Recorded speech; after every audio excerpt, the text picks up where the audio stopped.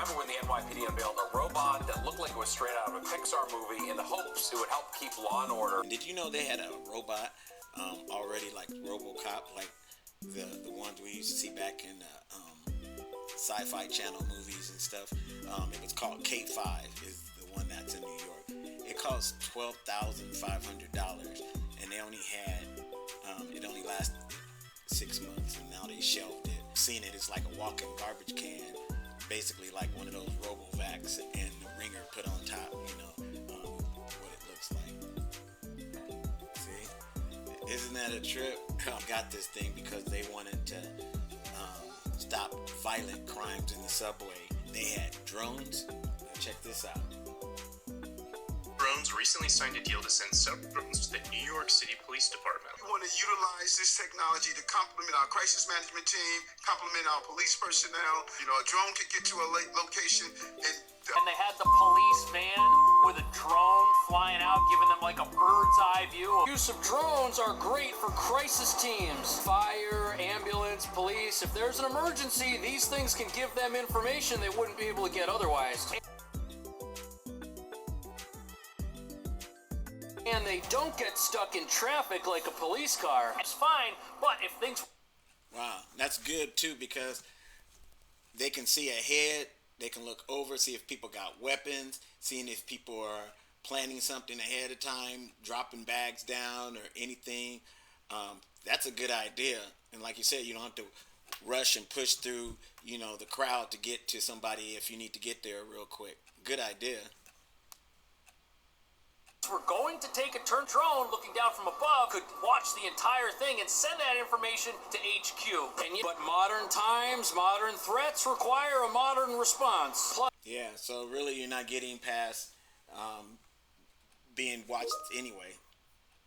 Just like we have people that's in the hospital where I work at worried about privacy and stuff, but there's security cameras all throughout the hospital, and you don't know where that information is being shared with or who. So I know there's got to be a limit to how it's being used, but who's going to control that? Every time we try to give it to somebody to control, then they wind up becoming crooked themselves, and you never get anywhere. So that's another story. Let me move here real quick. They can even crash through windows.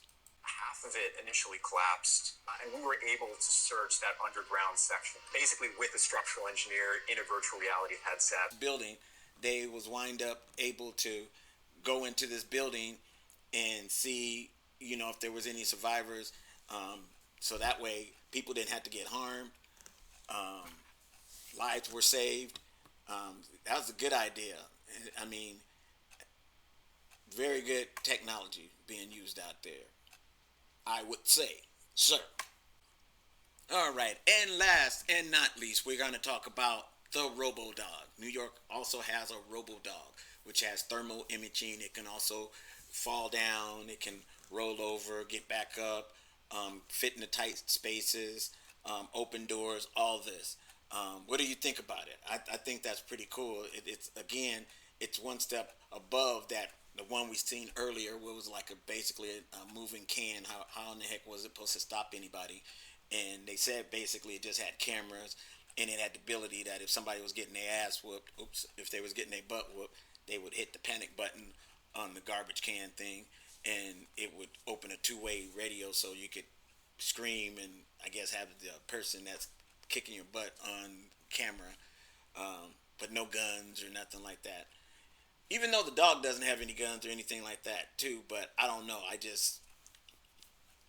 It feels more sci-fi, more technology, maybe something uncertain that you can't, get away from, because you figure it can probably go real fast too. Probably has some kind of stun laser on it. You would think, right? But here, listen to this. Couldn't do. So right now you are looking at the robotic dog named Berg. It weighs 70 pounds, can go upstairs, it can fall, even get knocked over and get back up, and it can even open doors. Now ain't that a trip? Man. So that thing is pretty pretty cool. Let me see, because he was talking a little bit more about it. Better than that one, huh? Better than that thing right there. That thing don't even look intimidating. You would think it might have some guns. Maybe it would, probably, right? Because you don't know if something's gonna come out. It's got some kind of gun or taser, yeah. So, but they never used it.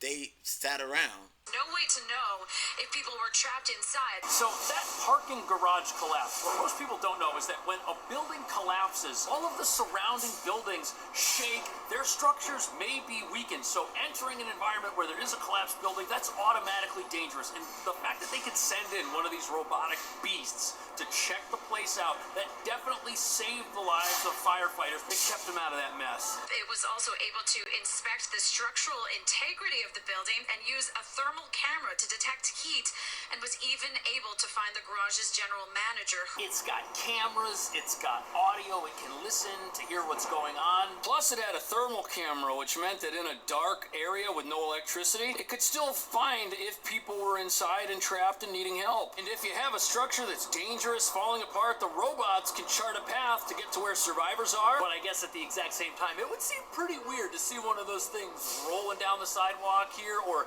following you around in the subway, running up the stairs. I think that would totally creep people out. Technology these days is just blowing my mind away on how far it's come.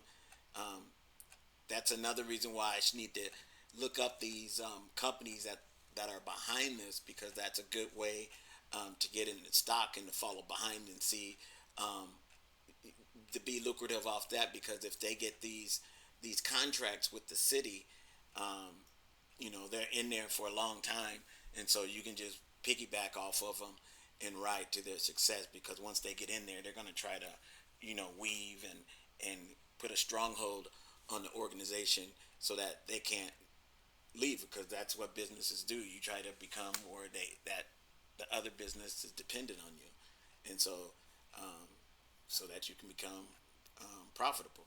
So, yep, I'll leave it at that. Getting used to this YouTube thing. I'm going to play it back, chop it up in editing, and see what it does. All right? Talk to you later. I don't have a saying yet.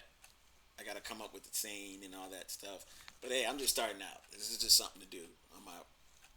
Nobody's probably ever even going to see this. But if they do, happy one person that checked it out, okay? Talk to you guys later.